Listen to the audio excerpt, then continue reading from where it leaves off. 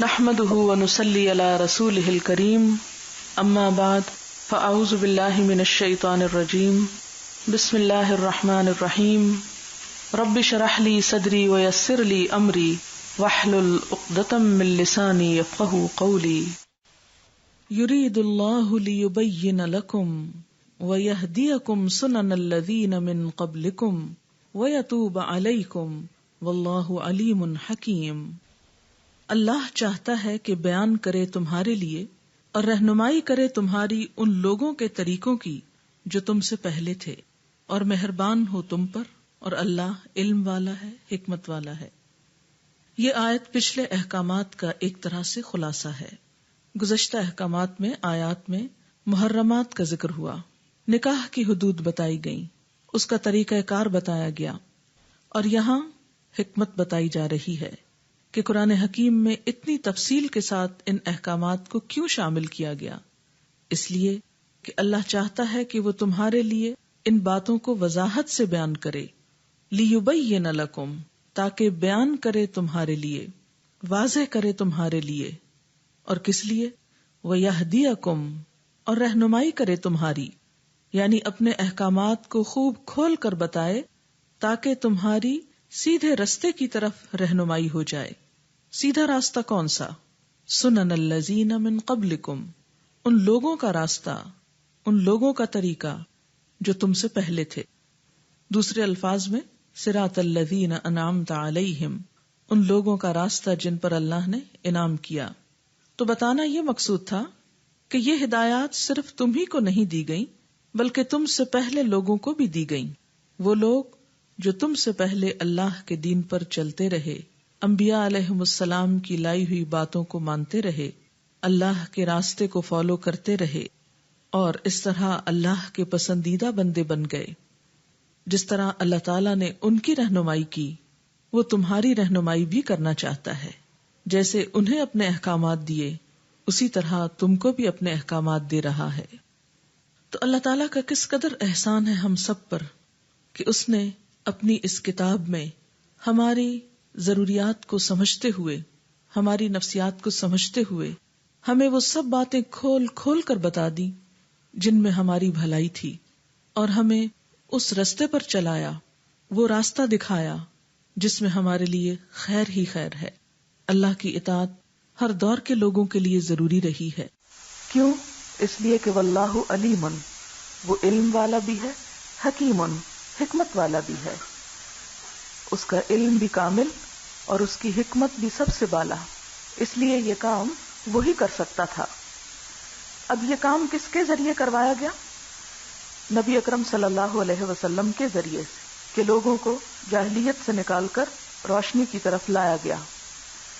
لیکن یہ بھی ایک بہت بڑی حقیقت ہے کہ اللہ تعالیٰ کے اس دین کو، جو اصلی دین ہے، پیور، صاف ستھرا، سیدھا سادہ، قابل عمل، جب بھی اس دین کو لوگوں کے سامنے پیش کیا جاتا ہے تو وہ لوگ جو دین کی صرف ظاہری شکل و صورت پر مطمئن ہو چکے ہوتے ہیں، جو دین کو بطور رسم لیتے ہیں یا اپنے خواہشات کی تکمیل کا ذریعہ سمجھتے ہیں، وہ سب ایسی کسی بھی اصلاحی تحریک کے مخالف ہو جاتے ہیں، ایسے لوگوں کے دشمن ہو جاتے ہیں جو دین کو اس کی اصل شکل میں پیش کرنا چاہتے ہیں اور بناوٹی دینداری کا لبادہ چاک کر دینا چاہتے ہیں۔ اب اس میں جو لوگ مخالف ہوتے ہیں ان کی نفسیات کیا ہوتی ہے؟ وہ کیوں مخالفت کرتے ہیں؟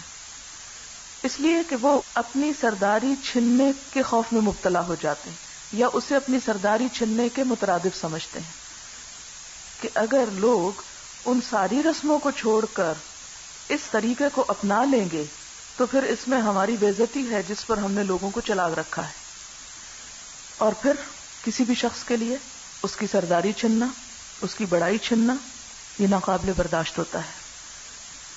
آج کے دور میں بھی آپ دیکھیں کہ جو بھی شخص آ کر لوگوں کو یہ کہتا ہے کہ دین بس وہی ہے جو اللہ کی کتاب میں ہے اور اللہ کے رسول صلی اللہ علیہ وسلم کی سنت کے ذریعے پتہ چلا ہے، تو پھر اس بات کو اگنور کر کے، اس بات کو سنی انسنی کر کے کیا کہا جاتا ہے؟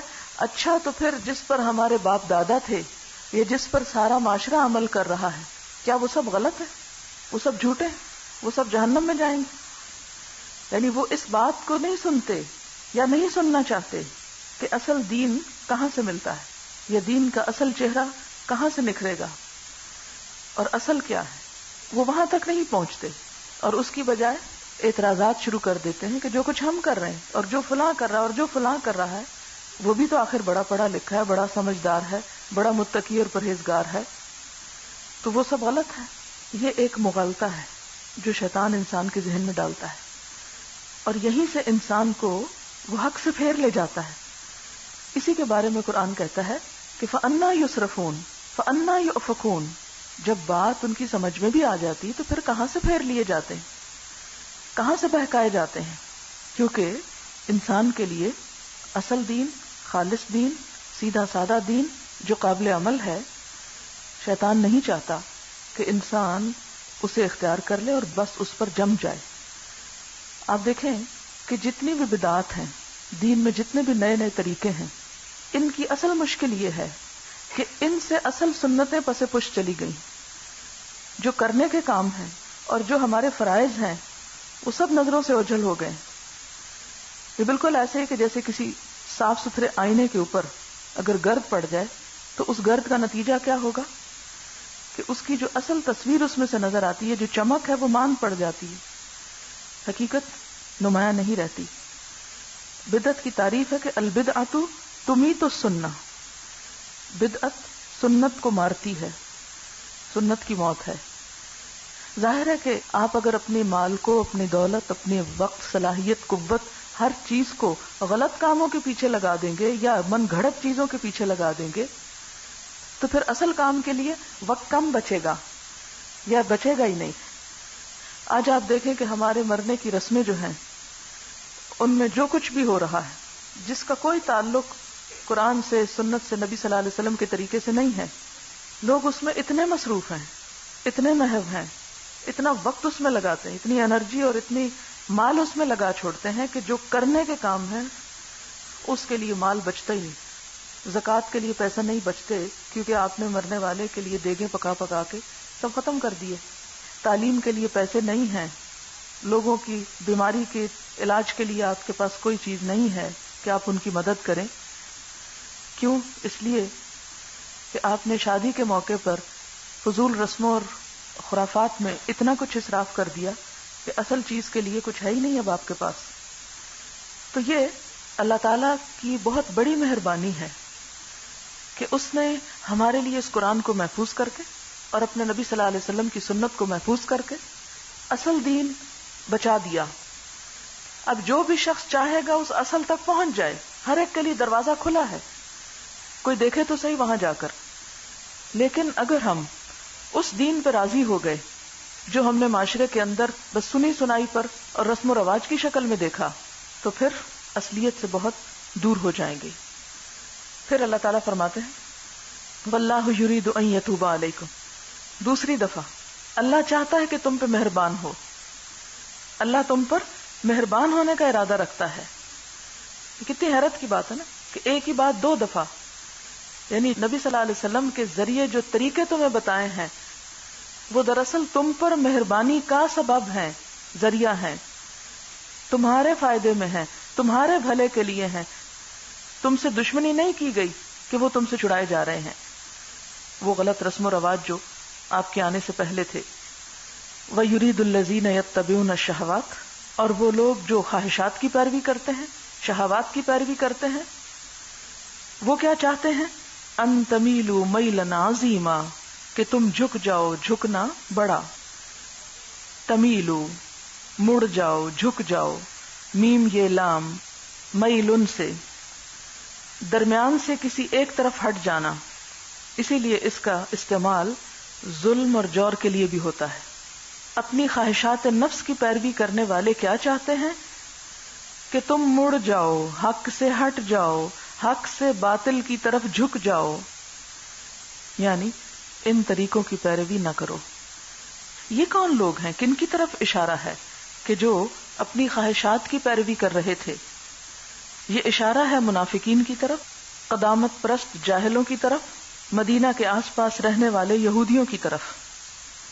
منافقین اور قدامت پرست لوگوں کو وہ ساری اصلاحات بڑی بری لگتی تھیں جس پر وہ صدیوں سے جمے ہوئے تھے. یعنی ان ساری رسموں کو چھوڑنا بڑا مشکل تھا جن رسموں پر ان کے باپ دادا چلے آ رہے تھے.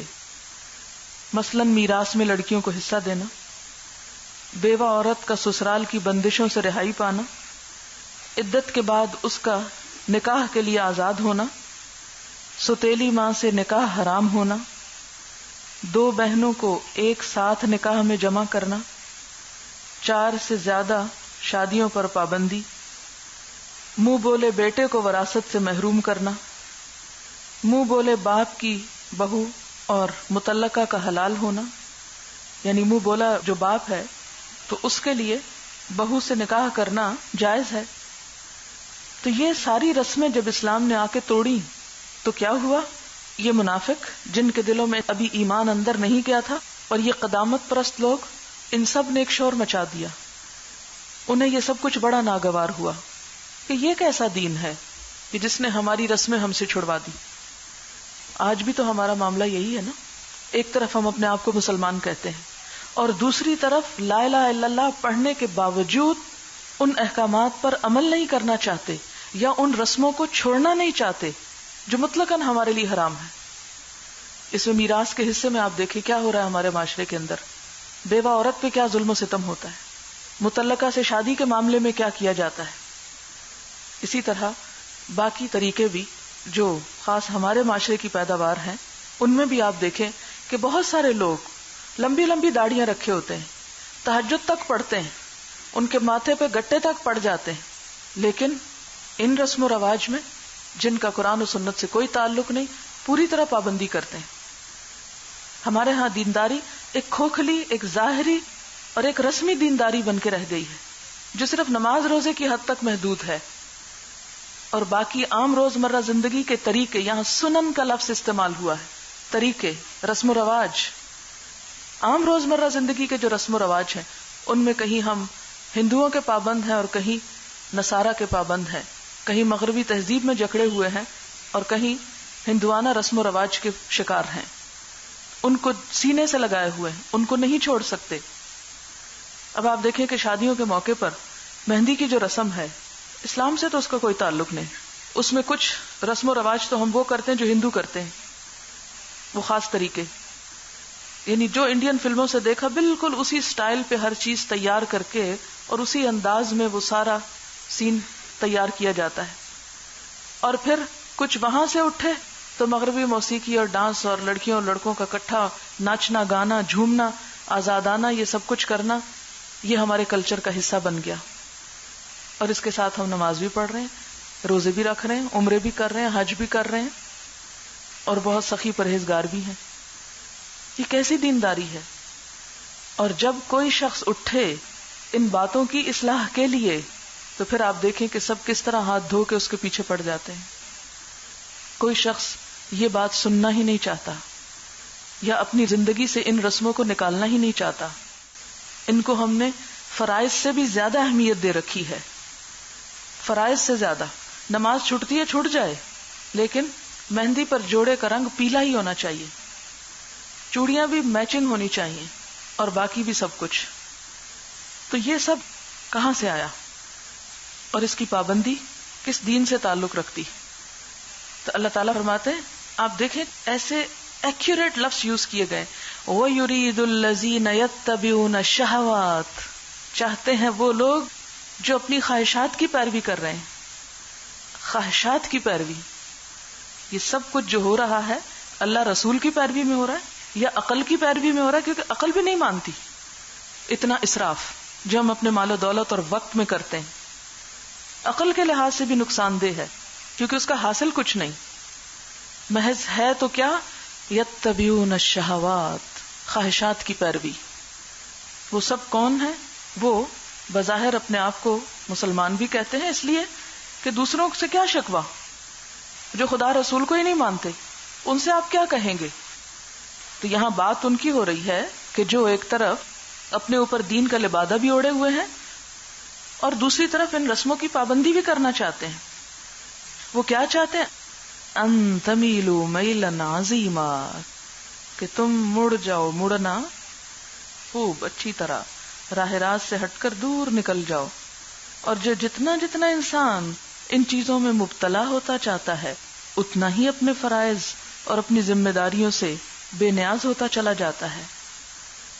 پھر آپ دیکھیں کہ دوسری طرف یہودی تھے، یعنی ایک طرف منافقین کے رویے اور رسم و رواج کی بات کر رہی ہوں، اور دوسری طرف یہود، وہ بھی اپنے آپ کو کہتے تھے کہ ہم خدا کی شریعت پہ چلتے ہیں، وہ بڑے پابندی کا مظاہرہ کرتے، لیکن اس میں بہت ساری فقہی منہ شگافیوں کی وجہ سے اصل شریعت بہت پیچھے رہ گئی اور خود ساختہ احکامات کا ایک بھاری خول اوپر چڑھا لیا. بے شمار پابندیاں، باریکیاں اور سختیاں دین کے نام پر انہوں نے اپنے اندر شامل کر لی. ان کے ہاں مثال کے طور پر آپ دیکھیں کہ شریعت کے نام پر کیا تھا کہ ایام ماہواری میں عورت بالکل ناپاک چیز ہے، نہ اس کے ہاتھ کا پکا ہوا کھاتے، نہ اس کے ہاتھ کا پانی پیتے، نہ اس کے ساتھ ایک فرش پر بیٹھتے، بلکہ اس کے ہاتھ کے ساتھ ہاتھ ٹچ کرنے کو بھی مکروہ سمجھتے تھے. اور ان چند دنوں میں عورت اپنے ہی گھر میں اپنے ہی رشتہ داروں عزیزوں کے درمیان ایک اجنبی چیز، اچھوت چیز بن کے رہ جاتی. اور ان کی دیکھا دیکھی یہی رواج یہودیوں کے اثر سے مدینہ کے انصار میں بھی آ گیا، مدینہ کے جو مسلمان لوگ ہو رہے تھے ان میں بھی.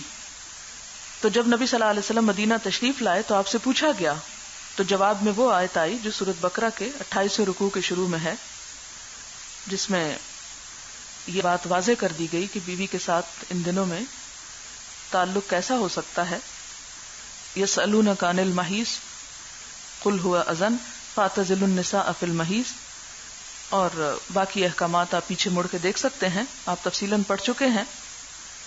اور پھر بتا دیا گیا کہ ان چیزوں کے علاوہ باقی سارے احکامات اور باقی تعلقات وہی ہیں جو کسی عام نارمل عورت کے ساتھ رکھے جا سکتے ہیں.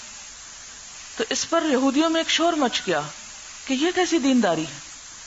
یہ بالکل ایسے ہی ہے کہ جیسے آج اگر کسی شخص کو یہ بتایا جائے کہ جیسے عموماً یہاں میں ہی آپ کو بتاتی ہوں کہ پیریڈز کے دنوں میں اللہ کا ذکر کرنا، جو آپ کو قرآن یاد ہے اس کا پڑھنا، یا گلوز وغیرہ پہن کر کپڑا رکھ کر اپنی روزمرہ کی تعلیم اور تدریس جاری رکھنا، اس میں کوئی ممانعت نہیں، کوئی حرج نہیں، اس لیے کہ نہ قرآن میں منع کیا گیا اس سے، نہ کسی حدیث میں ممانعت آئی ہے. تو آپ دیکھیں گے کہ ان باتوں پر بہت سے لوگ اتنا شدید ری ایکشن کرتے ہیں کہ قرآن پڑھنا یا قرآن کا درس سننے سے بھی بھاگ جاتے ہیں، کہتے نہیں ایسا دین ہمیں نہیں چاہیے. ان سے کوئی پوچھے کہ کہاں منع کیا گیا ہے، کس جگہ تم پہ پابندی لگائی گئی ہے کہ پیریڈز کی حالت میں قرآن کا سیکھنا اور سکھانا منع ہے یا اللہ کا ذکر منع ہے. اس لیے کہ اگر خدا نہ خواستہ کسی عورت کی وفات ہو رہی ہے پیریڈز کے دنوں میں، یا حیض اور نفاس کی حالت میں بچے کی ولادت کے بعد اگر وہ دنیا سے رخصت ہو رہی ہے اور وہ اس حالت میں ہے، تو کیا آپ اسے روکیں گے کلمہ مت پڑھو، کلمہ پڑھنا حرام ہے تم پہ؟ یا اپنی توبہ استغفار کے لیے اگر کوئی وہ قرآن پڑھ رہی ہے یا کوئی دعا مانگ رہی ہے تو وہ سب کچھ ممنوع ہو گیا اس کے لیے؟ اللہ نے تو کہیں منع نہیں کیا، اللہ نے ایسا ظلم نہیں کیا کہ اس نے ایسی شدید پابندی لگائی ہو. لیکن ہم نے کیا کیا کہ خود ساختہ پابندیاں، خود ساختہ دین کے اندر اپنے فلسفے اور فتوے. اسی طرح جیسے یہ اوپر نیچے بیٹھنے کا مسئلہ ہے کہ اگر ایک شخص اوپر بیٹھا ہے تو دوسرا شخص قرآن نیچے لے کے نہ بیٹھے. ٹھیک ہے کہ ادب کا تقاضا یہ ہے کہ آپ اس طرح نہ بیٹھے، لیکن اگر مجبوری ہو کوئی تو کہیں منع بھی نہیں کیا گیا. یہ ادب جو ہے یہ ہمارے دل سے یہ ایک احترام ہے. اس سے بڑا جرم یہ ہے کہ قرآن کو پڑھا ہی نہ جائے. بہت سے لوگ یہ ادب تو بہت کرتے ہیں کہ اوپر نہ ہو جائے، نیچے نہ ہو جائے، پیچھے نہ ہو جائے، آگے نہ ہو جائے، لیکن ان سارے خود ساختہ ادب کے طریقوں میں پڑھ کر جو اصل فرض ہے اس سے بالکل غافل ہو جاتے ہیں. تو یہاں پر اللہ تعالیٰ ان اصلاحات کی طرف اشارہ کرتے ہوئے فرماتے ہیں یرید اللہ ان یخفف عنکم. یہ پابندیاں اللہ نے کیوں توڑی، یہ اتنی مشقت میں کیوں نہیں ڈالا؟ اس لیے کہ اللہ تمہیں ممکنہ آسانیاں دینا چاہتا ہے. یخفف عنکم، تم سے یہ سارے بوجھ ہلکے کرنا چاہتا ہے. اور کیوں نہ کرے، وخلق الانسان ضعیفا، انسان بڑا کمزور پیدا کیا گیا ہے، وہ اس سے زیادہ پابندیاں برداشت نہیں کر سکتا. ایک حد سے زیادہ دین میں سختی اس کے لیے ناقابل عمل ہو جاتی. آپ دیکھیں کہ ہمارے ہاں کیا ہے، مثلاً عشاء کی نماز میں 17 رکعتیں بتائی جاتی ہیں اور 17 کی 17 ہی پڑھنا فرض قرار دے دی گئی. اگر کسی کو یہ بتا دیا جائے کہ چلو تم نفل چھوڑ سکتے ہو یا پہلی 4 سنت چھوڑ سکتے ہو، کہتے ہیں ہم نے تو پہلی دفعہ سنا، یہ بھلا کیا بات ہے. اب اس کا ری ایکشن کیا ہوا کہ جو 17 نہیں پڑھ سکتے تھے انہوں نے سرے سے نماز ہی چھوڑ دی. اگر کوئی شخص صرف فرض یا سنت پڑھتا ہے، کہتا ہے کہ وہابی ہو. اس دفعہ اتفاق ہوا میرے ساتھ کہ میں نے مغرب کی نماز پڑھائی اور میرا ارادہ تھا کہ میں کچھ نفل وغیرہ ساتھ پڑھ لیتی ہوں کیونکہ عموماً سفر میں مصروفیت کم ہوتی. تو اتنے میں شام آ کے میری گود میں بیٹھ گیا، تو فرض کے بعد میں نہیں اٹھ سکی کیونکہ اگر آپ صرف فرض ہی پڑھ رہے ہیں تو کوئی حرج نہیں، شاید یہ اللہ کی طرف سے تھا، ورنہ میرا ارادہ تھا کہ میں کچھ اور پڑھ لوں. تو نماز کے بعد جب سب لوگ بات چیت کر رہے تھے، میں شام کو سلانے کے لیے اندر آ گئی تھی. خاتون میرے پاس ہیں، کہتی باہر بڑی بحث ہو رہی ہے. میں نے کہا کیا بحث ہے؟ کہ آپ وہابی ہیں اس لیے کہ آپ نے صرف فرض پڑھے ہیں. میں نے کہا پہلی بات تو یہ کہ میں مسافر ہوں، اور دوسری بات یہ ہے کہ نماز جو ہے وہ سب کے لیے ایک ہی جیسی ہے، اس میں وہابی اور غیر وہابی کا کوئی فرق نہیں ہے. لیکن معلوم نہیں یہ کہاں سے کانسیپٹ آیا، چھوٹی چھوٹی چیز پر جب آپ کوئی اصلاح کرنا چاہتے ہیں تو لوگ آپ کے اوپر ایک ٹائٹل لگا کے کہ آپ وہابی ہیں، آپ کی بات سننا ہی نہیں چاہتے. اگر ان سے پوچھا جائے کہ جو تم پابندی دے رہے ہو اس کی کوئی دلیل تو بتاؤ، جس چیز کو تم نے مستحب یا نفل یا سنت کو فرض کے درجے پہ لا دیا اور دین میں اتنی شدت اور سختی پیدا کر دی، اس کے لیے کیا دلیل ہے؟ تو دلیل کسی کے پاس نہیں ہوتی. تو یہ قرآن کی آیت جو ہے خلق الانسان ضعیفا، یہ ہم سب کے لیے، الانسان سب کے لیے ہے. یعنی دین میں ایک حد تک پیروی کرنا، پابندی کرنا تو ضروری ہے اور کافی ہے. اور پھر اللہ نے ہمیں جیسے نماز میں مثلاً اگر سنتیں بھی اور فرض بھی اور نوافل بھی رکھے تو فرض ہی فرض کیے کہ اگر کوئی شخص سنت اور نوافل نہیں پڑھ سکتا تو اتنی تو منیمم اس کو پڑھنی ہے. اور پھر سنتوں کا اتنا بے شمار اجر بتایا کہ جو دن میں 12 سنتیں پوری کرے اس کے لیے جنت میں گھر کی ضمانت ہے. تو شوق دلایا کہ یہ تو فرض سمجھ کے کرو، اسے تو چھٹی نہیں، لیکن یہ جو ہے اس پہ اجر بہت ہے، خوشی سے کرو، دل کی محبت سے کرو. اور نوافل اس کا تو پھر بے پناہ اجر ہے کہ جب کوئی بندہ نوافل کی پابندی کرتا ہے تو اللہ تعالیٰ فرماتے ہیں میں اس کا ہاتھ بن جاتا ہوں جس سے وہ پکڑتا ہے، میں اس کے پاؤں بن جاتا ہوں جس سے وہ چلتا ہے. یعنی پھر وہ پورا اللہ والا جسے آپ کہتے ہیں نا، اللہ والا بن جاتا ہے. اللہ والا بننے کے لیے، اللہ کے تقرب اور محبت کے لیے نوافل کا اہتمام بھی ضروری ہے. تو یہ تمام چیزیں جو ہیں، یا اسی طرح کسی کا سوال تھا کہ لونڈی سے نکاح کا کیوں نہ حکم دیا گیا اور تمتع کی کیوں اجازت دی گئی؟ یرید اللہ ان یخفف عنکم، کیونکہ ملکیت میں آنے کے بعد پھر اگر یہ پابندی ہوتی کہ اب تم اس سے نکاح بھی ضرور کرو اور اس کو مہر بھی دو تو کتنا مشکل ہو جاتا. یا اس کے وہی سارے حقوق ہیں جو آلریڈی ایک بیوی کے ہیں، تو وہ بھی ایک مشقت کی بات تھی. تو یہ تمام احکامات جو ہیں کس لیے دیے گئے ہیں؟ یرید اللہ ان یخفف عنکم، تم پہ ذمہ داریاں اور بوجھ اور پابندیاں کم کرے، آسانیاں کرے. بہت سے لوگ مجھے الزام دیتے ہیں کہ اس کا دین بڑا آسان ہے، اس نے لوگوں کو بڑی آسانیوں کا عادی کر دیا. میں کون ہوں یا کیا جرت رکھتی ہوں آسانیوں کے عادی کرنے کی؟ یہ سب آسانیاں وہی ہیں جو اللہ نے آپ کو دی ہیں. دین جو ہے، نبی صلی اللہ علیہ وسلم نے خود فرمایا انما بعثت بالحنیفیۃ السمحۃ السہلۃ، میں اس دین کے ساتھ بھیجا گیا ہوں جو بہت آسان ہے، خوشگوار ہے، سہل ہے، کہ جس پر عمل کرنا مشکل نہیں. ہم نے بہت سی چیزیں اس میں گھڑ کر اسے مشکل بنا لیا. پھر فرمایا یا ایھا الذین آمنوا، اے لوگو جو ایمان لائے ہو، لا تأکلوا اموالکم بینکم بالباطل، اپنے مالوں کو آپس میں باطل طریقے سے نہ کھاؤ. یعنی جس چیز کی پابندی ضروری ہے اور جس چیز کو خیال میں خاطر میں رکھنا چاہیے وہ یہ ہے کہ حرام مال مت کھاؤ. کتنی خوبصورت آیت ہے جو ساتھ ہی آ گئی. جو نہیں کرنے کے کام وہ فرض کے درجے میں کر رہے ہیں، اور جو آسانی ہے، سہولت ہے، اس کی طرف توجہ نہیں، اور جو حرام ہے وہ حلال کیے بیٹھے ہیں، اور جو نہیں کرنے کا وہ کر رہے ہیں. اسی لیے اللہ تعالیٰ فرماتے ہیں توجہ کے قابل، غور کرنے کے قابل، عمل کے قابل جو بات ہے وہ سنو. یا ایھا الذین آمنوا، اے لوگو جو ایمان لائے ہو، لا تأکلوا اموالکم، مت کھاؤ اپنے مالوں کو بینکم آپس میں، بالباطل باطل طریقے سے. باطل جو حق کا اپوزٹ ہے. باطل میں کیا چیز آتی ہے؟ دھوکہ، فریب، جال سازی، ملاوٹ. اس طریقے سے مال حاصل کرنا، یہ سب باطل طریقے ہیں. اسی طرح چوری، ڈاکہ، غصب، خیانت، رشوت، سود، جوا، فحش کی اشاعت سے حاصل کیا ہوا مال، فحش کتابیں، رسالے، ویڈیوز، فلمیں، ان کو بیچنا، یہ سب باطل طریقے ہیں مال کمانے کے. یا ایھا الذین آمنوا لا تأکلوا اموالکم بینکم بالباطل، آپس میں ایک دوسرے کے مال باطل طریقوں سے نہ کھاؤ. وہ سارے طریقے جو حق کے خلاف ہوں، جو شرعن اور اخلاقاً ناجائز ہوں، اور آپس میں اس لیے کہ مثلا آپ اگر تجارت کر رہے ہیں، ایک چیز کسی کو فراہم کرتے ہیں، اس پر مال وصول کرتے ہیں، تو جس چیز کا مال وصول کرنا تھا اسی کا وصول کرو، اس میں ناپ تول میں کمی کر کے، یا اس میں ملاوٹ کر کے، یا اس کی کوالٹی کو کم کر کے، یا کسی طرح بھی دھوکے اور فریب کے ساتھ اس کو اس طرح مت بیچو کہ اس پر ناجائز مال پھر، یعنی مال جو لوگے تم وہ اپنے حق کا نہیں ہوگا، ناحق کا ہوگا. اسی لیے فرمایا ناحق طریقے سے مت کھاؤ. الا ان تکون تجارتا، مگر یہ کہ تجارت ہو، یعنی تجارت جائز ہے.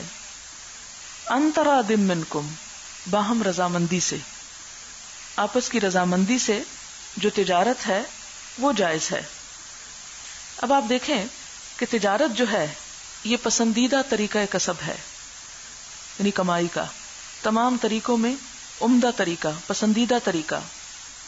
ترمذی کی روایت میں آتا ہے التاجر الصدیق الامین مع النبیین والصدیقین والشہداء، کہ وہ تاجر جو سچا ہو، امانت دار ہو، انبیاء، صدیقین اور شہداء کے ساتھ ہوگا. ایک اور حدیث میں آتا ہے، حضرت انس کی روایت ہے ترغیب و ترہیب میں، سچا تاجر قیامت کے روز عرش کے سائے میں ہوگا.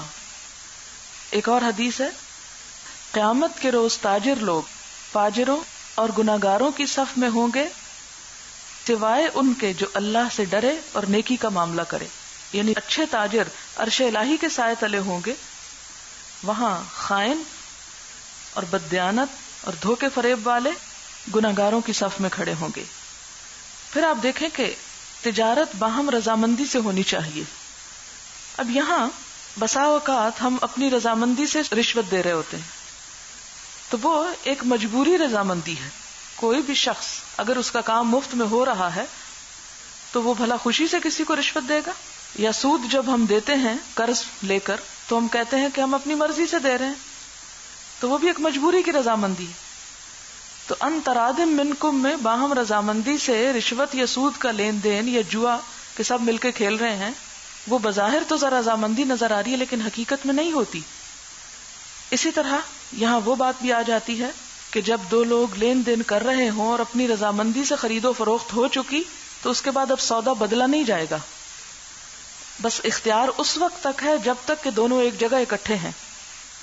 حدیث میں آتا ہے البیان بالخیار ما لم یتفرقا، کہ خرید و فروخت کرنے والے گاہک اور دکاندار کا اختیار ہے، چیز بیچے یا نہ بیچے دکاندار، اور گاہک لے یا نہ لے جب تک کہ وہ ایک جگہ پر ہیں. جب وہ چلا گیا گھر تو واپس آ کے یہ نہیں کہہ سکتا کہ یہ میرے سے بدل لو یا یہ تم واپس کر لو اور پیسے دے دو. یہ پھر دکاندار کی مرضی، اس کا احسان ہے اگر پیسے لوٹا دے یا چیز بدل دے، ورنہ اگر اس کی کمی، نقص، ٹوٹ پھوٹ کچھ بھی ہے تو وہیں چیک کر لینا چاہیے، ورنہ وہ ذمہ دار نہیں ہوگا. اچھا، اسی میں وہ چیز بھی آ جاتی ہے کہ بسا اوقات بیوی سے زبردستی کے ساتھ مہر معاف کرایا جاتا ہے، تو دنیا والوں کو کیا نظر آتا ہے کہ جیسے باہم رضامندی سے ہی معاف کر دیا گیا، حالانکہ وہ نہیں ہوتا. تو ناجائز دباؤ سے بیوی سے مہر معاف کرانا جو ہے یہ بھی کس میں آ جاتا ہے؟ باطل طریقے سے مال کھانے میں. اسی طرح ذخیرہ اندوزی کر کے چیزوں کو مہنگا کر کے بیچنا جو ہے یہ بھی ناجائز طریقہ ہے، اس سے بھی روکا گیا ہے. اور مجموعی طور پر آیت کا مفہوم کیا ہے کہ تجارت کی بجائے لوٹ مار کو، دھوکے اور فریب کو ذریعہ معاش نہ بناؤ۔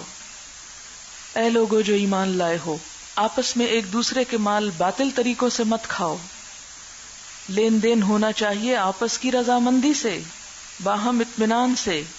وَلَا تَقْتُلُوا أَنفُسَكُمْ، اور اپنے آپ کو قتل مت کرو۔ اب ایک آیت میں ایک طرف تجارت کی بات اور دوسری طرف قتل کی بات۔ ہاں، جب کسی حقدار کو اس کا حق نہیں ملتا تو نتیجے میں کیا ہوتا ہے؟ بدمزگی پھیلتی ہے، لڑائی جھگڑا اور فساد ہوتا ہے، جو بعض اوقات آخر کار کس پہ جا ٹوٹتا ہے؟ قتل پر۔ بہت سے قتل کس وجہ سے ہوتے ہیں؟ مال کی وجہ سے۔ تو کہتے ہیں نا زر، زن، زمین۔ تو زر جو ہے اس میں سب سے پہلی چیز ہے قتل کا سبب، اسی لیے ساتھ ہی فرمایا وَلَا تَقْتُلُوا أَنفُسَكُمْ، اپنے آپ کو مت قتل کرو۔ اس کے دو معنی، ایک تو خود کو قتل کرنا خودکشی ہے کہ کوئی شخص اپنے آپ کو خود نہ مارے، خواہ زہر کھا کے یا اوپر سے گر کے یا کسی بھی طریقے سے۔ اور دوسرا معنی اس کا کیا ہے کہ کسی مسلمان کو قتل کرنا اپنے آپ ہی کو قتل کرنے کے برابر ہے، کیونکہ مسلمان آپس میں بھائی بھائی ہیں، مسلمان ایک سیسا پلائی دیوار کی طرح ہے، مسلمان آپس میں ایک جسم کے اعضاء کی طرح ہے۔ حدیث میں آتا ہے نا کہ مسلمانوں کی باہم الفت و محبت کی مثال کیسی ہے؟ جیسے ایک جسم، تو اگر جسم کا ایک حصہ کاٹ دیں گے آپ تو سارا خون بہہ جائے گا اور آپ بھی مر جائیں گے۔ تو کسی مسلمان کو قتل کرنا دراصل پھر کیا ہے؟ گویا اپنے آپ کو قتل کرنا۔ وَلَا تَقْتُلُوا أَنفُسَكُمْ، اپنے آپ کو مت قتل کرو۔ إِنَّ اللَّهَ كَانَ بِكُمْ رَحِيمًا، یہ حکم دے کر اللہ تم پہ رحم کر رہا ہے کیونکہ اللہ تعالیٰ تم پر بڑا مہربان ہے۔ إِنَّ اللَّهَ كَانَ بِكُمْ رَحِيمًا، یہ رحمت دونوں چیزوں میں آتی، کس میں؟ باطل طریقوں سے مال کھانے سے روکنے میں اور قتل کرنے سے روکنے میں۔ وَمَن يَفْعَلْ ذَلِكَ، اور جو شخص یہ کام کرے گا، کیا؟ یہ دونوں کام، حرام کھانے کا اور قتل کرنے کا، عدواناً، زیادتی کے ساتھ، عدوان حد سے بڑھ جانا، حد سے گزر جانا، ظلم، جو شخص یہ کام ظلم کے ساتھ کرے گا، زیادتی کے ساتھ کرے گا، وظلماً، اور اپنے اوپر ظلم کرتے ہوئے، فسوف نصلیہ نارا، تو ہم عنقریب یا جلد ہی اس کو آگ میں داخل کریں گے۔ وَكَانَ ذَلِكَ عَلَى اللَّهِ يَسِيرًا، اور یہ بات اللہ پہ بڑی آسان ہے۔ جو شخص ظلم اور زیادتی کے ساتھ ایسا کرے گا، یعنی ناحق کسی کا مال کھائے گا یا حرام طریقوں سے مال کھائے گا اور اس کے ساتھ قتل کا بھی مرتکب ہوگا، تو ہم اس کو پھر شدید سزا دیں گے۔ اگر دنیا میں اس کو پکڑا نہیں جا رہا یا وہ پکڑا نہیں گیا یا سزا نہیں ملی یا کسی کو دھوکہ دیا اور اس کو خبر ہی نہیں ہوئی، تو وہ یہ نہ سمجھے کہ وہ چھٹ گیا ہے، وہ اللہ کی گرفت میں آئے گا، اور یہ چیز اللہ کے لیے کچھ مشکل نہیں۔